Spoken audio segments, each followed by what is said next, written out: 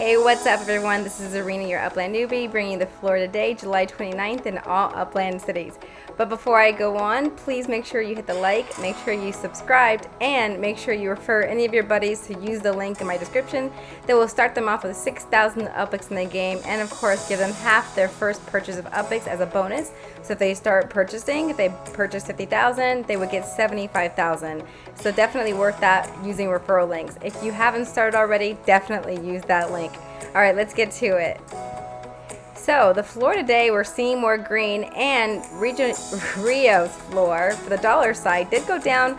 I'm not sure if upxland.me or upxland.me had caught up last night with the dollar floor, and these were in fact already there, but it is lower today.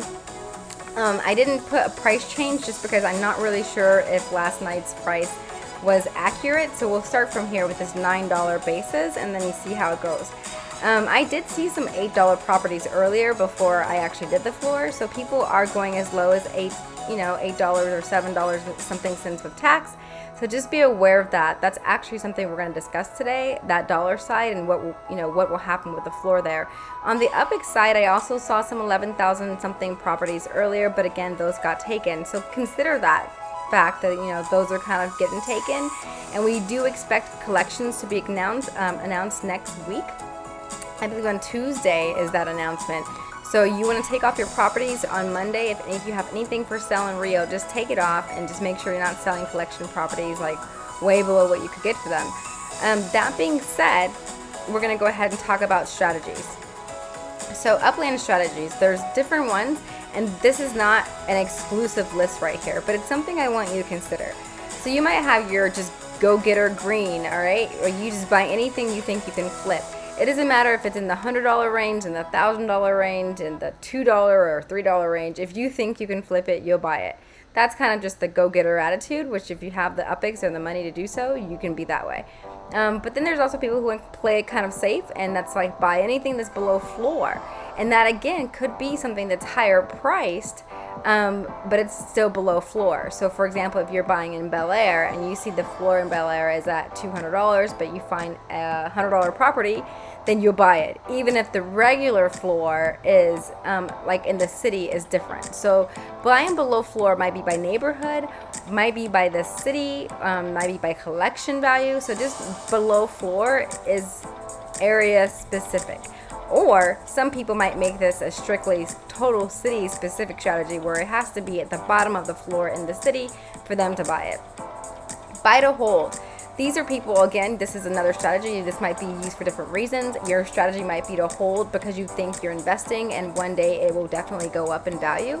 Or maybe you're buying to hold because you want to use it for a future purpose, such as a meta venture, a factory, or you're a resident and you want to have voting rights, or maybe for racetrack purposes, or different nodes, which are definitely nodes in Rio or something taking off. I wanted to mention IDA, IDA. There's a node over where he formed a node, a great community over in Monero in Rio.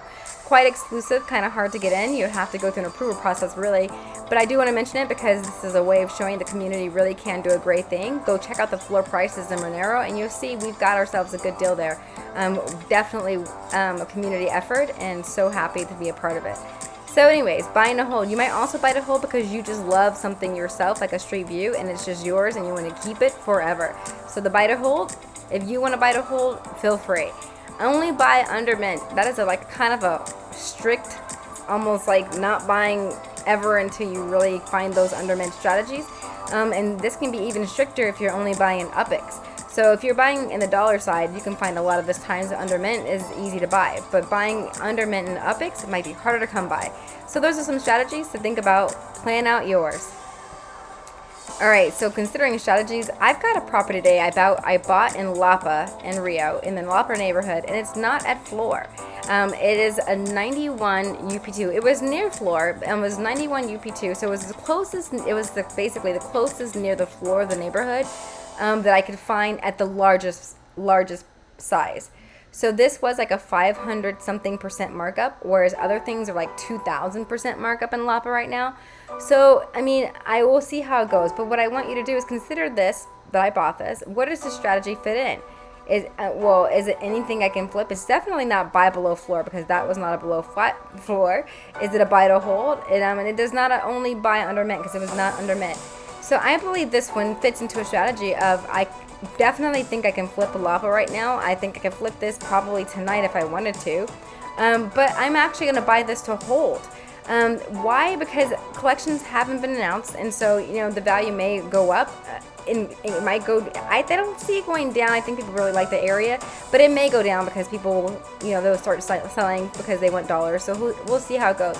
But I just think having my own meta venture in Lapa is something I would like one day. So I like meta venture and Monero, of course, too. So we'll see how it goes. But Lapa's definitely got the cultural vibe that I can see myself hosting events there, if ever, which gets me to the VR purposes today. So let's talk about VR stuff.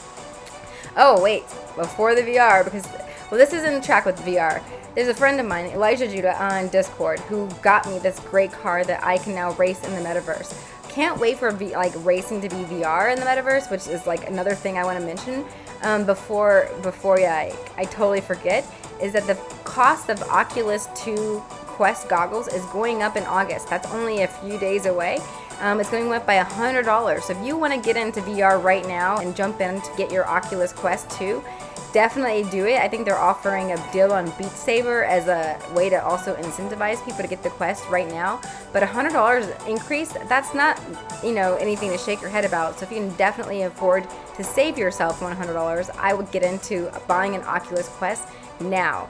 And back to Elijah Judah, thank you so much for this card, because I'm waiting for Upland to be able to link our NFTs where we can go ahead and I can transfer this NFT over the Wax chain and get into getting my car into Upland to race. So I can't wait for that. Super sweet gift, great guy. Definitely check out. Don't forget the node. So with Elijah Judah, he's got the real node LA, and it's in the El Sereno neighborhood. So definitely check it out in Los Angeles and get in there while you can. All right, before I go, we got to check out this VR clip. So this clip is going to show you one reason I think we're at that point where VR is about to really take off, especially where we see documentaries that are really done in VR done on HBO. So let's check this out. Making friends here is sometimes what saves people's lives, or what gets them up out of bed in the morning. I am a teacher for Helping Hands, a sign language community here in VR chat. Hand rested under our elbow, and we're gonna go like this. Christmas. Slow, quick, slow. If I had confidence. All right, that's all I want to show you guys tonight. Definitely check it out. That is something I think you have to definitely check out. See you guys later in the metaverse.